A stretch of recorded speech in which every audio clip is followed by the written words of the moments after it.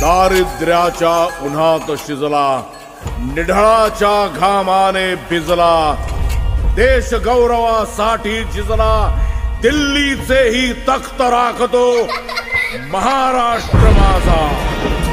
महाराष्ट्रातले शेतकरी रोज आत्महत्या करतायत.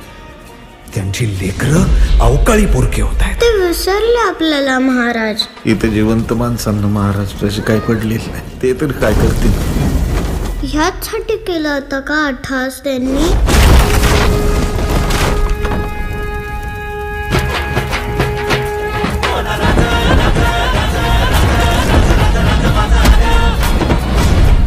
कोण आहेस तू? शिवाजी, शिवाजी, शहाजी, शहाजी, भोसले. स्वतःला काय छत्रपती समजतो? नुसतं समजत नाही. आहेच. वा वा वा. रयतेसाठी हात जोडतो, नव मुघलांचे तात तोडतो. कोणी एकेकाळी बळीराजा म्हणायचे आम्हाला. भिकाऱ्यापेक्षा वाईट अवस्था आहे आमची. काय थेरड्या पायतानाच्या चमड्यासाठी आहे ना, लय जनावर मारत्या. जनावराच्या ऐवजी शेतकऱ्याचा कातडा वापरला ना, अहो लय धंदा. शेतकऱ्यांच्या साथीनं आम्ही आमच्या स्वराज्याची गुढी उभारली. त्या शेतकऱ्यांची अशी अवस्था बघवत नाही तात्या. सगळ्यांनी त्यांच्या समस्येकडे पाठ फिरवली असेल, पण मी नाही फिरवणार.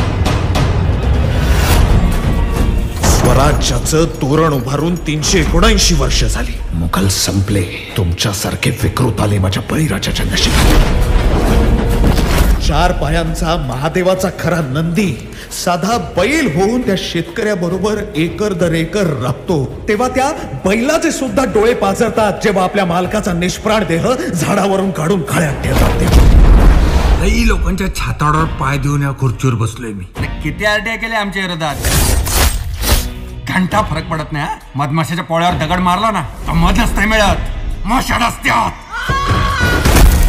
17व्या शतकात त्या मुजोर मुघलांनी गरिबांना, हिंदूंना लुटून अमाप धन सुरतेत जमा केलं. त्याच मुघलांचं कंबरड ठेचून मराठ्यांनी ते हिसकावून आणलं. सामान्य माणूस आता जागा झालाय. आणि जोपर्यंत तुमच्या सगळ्यांची होळी करत नाही ना, तोपर्यंत तो थांबणार नाही.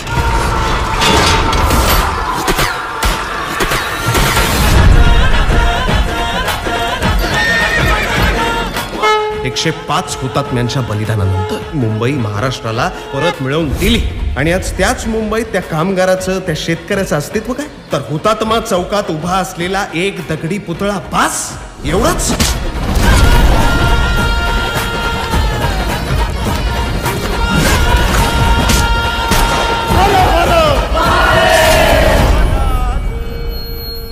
मला ना माझ्या देशातल्या शेतकऱ्यांना ना फक्त एकच गोष्ट सांगायची आहे. 5 वर्षांना तुम्ही आपल्या घरच्यांसाठीच अन्न पिकवा.